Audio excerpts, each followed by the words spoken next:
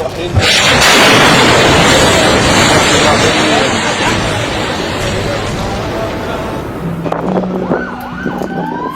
سەرەتای هێرش و دەستدرێژەکانی قەوارەی ئیسرائیل بۆ سەر ناوچە جیاوازەکانی فەڵەستین زیانی ئابووری و مادی گەورە بەر ئەو وڵاتە کەوتووە.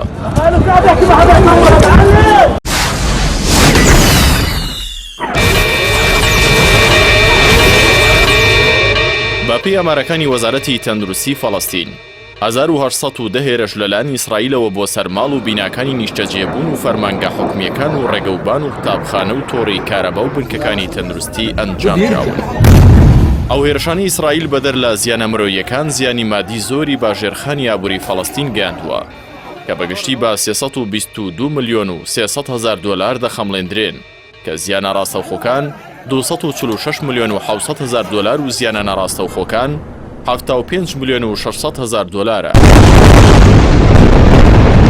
لە بردمانی ماڵ و خانووی هاوڵاتیان زیاتر لە 1335 خانوو بە تەواوی ڕووخاون و 12886 خانووی دیکە بە شێوەیەکی ڕێژەیی زیانمەند بوون. وەها 184 باڵەخانەی نیشتەجێبوون بردومان و وێران کراوە کە 33 بارەگای میدیایی تێدا بووە. ئەمەش زیانی باسەدان دامەزراوە و ڕێکخراوە و نووسینگە گەیاندووە کە زیانەکان با پێی خەمڵاندنی سەرەتایی لە 92 ملیۆن دۆلار نزیک دەبێتەوە.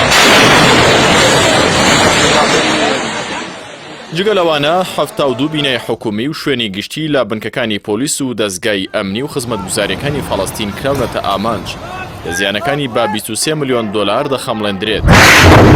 لە درێژەی کاولکاریەکانیشیدا زیانی با 66 قوتابخانە و نۆڕینگەی چاودێری سەرەتایی گەیاندووە سەبارەت بە کەڵگەکانی ئاژەڵداری و زەویە کشتتوکاڵیەکان و بیر و تۆڕەکانی ڕێگەوبان زیانەکان بە 24 ملیۆن دۆلار دەخەمڵێندرێن. لەبارەی زیانە ڕاستەوخۆکانەوە 40 ملیۆن دۆلار زیان بە ئابووری و بازرگانی گەیشتووە لە ڕێگەی بردمانی ناوچەی پیشەسازی و بە ئامانجگرتنی کارگەکان بە شێوەیەکی ڕاستەوخۆ. لە بردمانی شەقامەکان و ژێرخانی ئابووری وەکو تۆڕەکانی ئاو ئاوەڕۆ زیاتر لە 27 ملیۆن دۆلار زیانی گەیاندووە. لە تۆڕی بەرەمهێنانی وزەش با بردمانکردنی تۆڕەکان و هێڵەکان و سەرچاوەکانی بەرەمهێنانی کارەبا زیانی 22 ملیۆن دۆلاری خستۆتەوە. لەگەڵ ئەمانەشدا زیانی بەدەیان بار هەڵگرگەیاندووە کە زیانە مادیەکان بە 5 ملیۆن و 500 هزار دۆلار دەخەمڵێندرێن.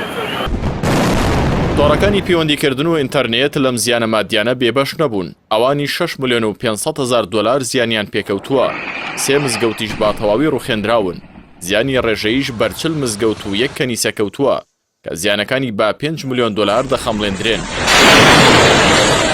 ئەم زیانە مادیانە خەمڵاندنی سەرەتایین و بەردەوام لە زیادبووندان بە تایبەت کە دەستگەیشتن بە هەندێک ناوچەی زیانمەند ئاسان نییە بۆ ئەوی بوونی دەسەڵاتی داگیرکەری ئیسرائیلەوە هەروەک چەندین دەواازەی بازرگانی لەلایەن سوپای زایۆنیەوە لە کەرتی غەزە داخراون و ڕێکری لە ڕاوچەکانیش دەکرێت لە دەریاکان ڕاوی ماسی بکەن.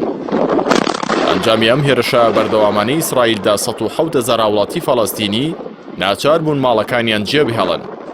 ڕۆژنامەی ئەهرامی میسریش بڵاوی کردوتەوە کە 47 هزار کەس لە 58 قوتابخانەی سەر بە ئاژانسی ئۆنروای سەربانەتەوە گرتوەکان لە ژێر پارێزگاری ئەو ڕێکخراوەدان.